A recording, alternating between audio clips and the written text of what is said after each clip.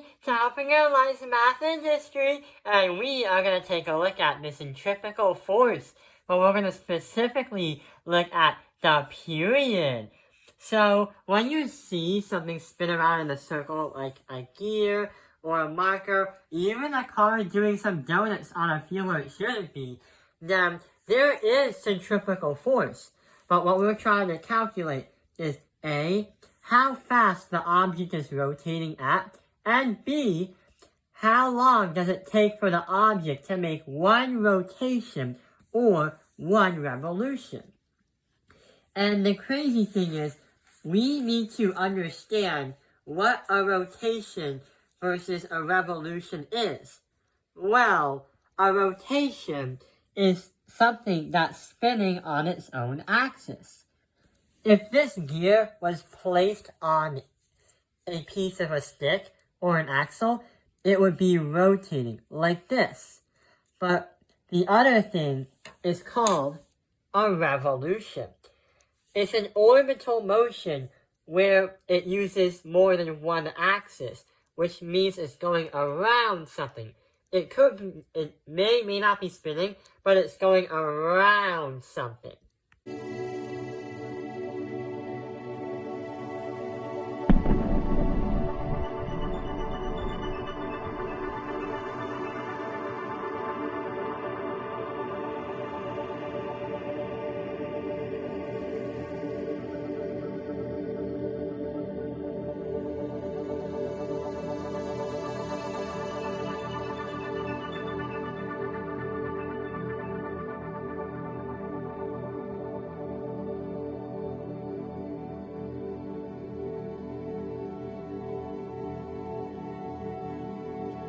So after that, we're going to take a look at this problem right here.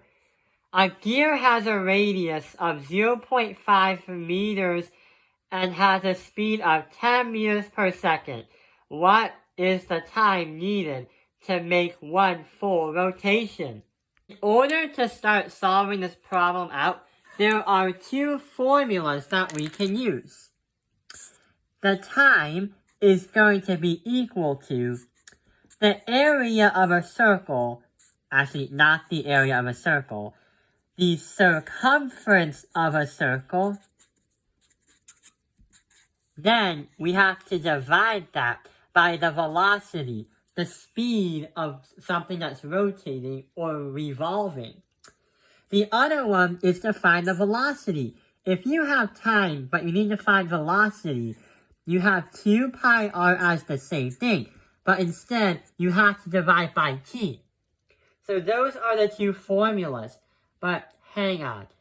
What can we do to visualize what we're trying to do? Well, if you take a look at this gear right here, what we're trying to do is see and try to understand if the gear makes one full, it's not an exact circle because I'm holding the camera and I'm also placing the gear and also drawing with his hand.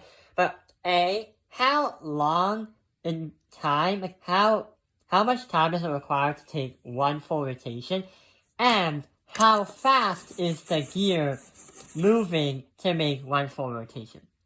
So going back to the problem up here, so it says a gear has a radius of 0.5 meters. So we are trying to find how much in seconds the gear is rotating to make one full rotation. We have to choose the first one because that's what we're trying to find. Time. We have the velocity. So here's what we're trying to do. Our t is going to equal 2 times pi as 3.14. Then we have to multiply that by 0.5.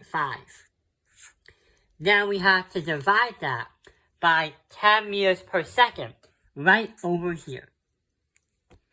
So we need a calculator for this because 3.14 is hard to calculate mentally.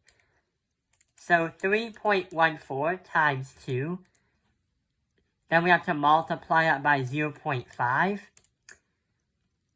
And sure enough, we still get 3.14. then divide that by 10.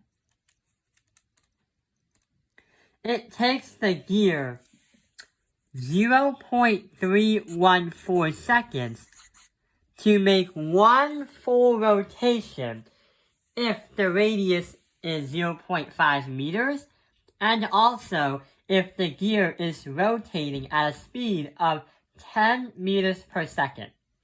That is going to be our answer. If we wanted to find the velocity, then we have time being divided, well, the circumference of the circle, divide that by time to get velocity. Well, here is another question. So what is the period of something when it rotates, or it takes 8 rotations every 2 seconds? Well, here's what we can do. A, we could do 8 divide that by 2, which equals 4. Or B, we can do 2 divide that by 8, which equals 0.25. Well, if we're trying to find the period of something, how long it takes for the gear or the circle or something to go around for one rotation, is going to be this one. 2 divided by 8, 2 seconds divided by 8 is 0.25. That is going to be 0.25. It takes the time it takes to make one rotation.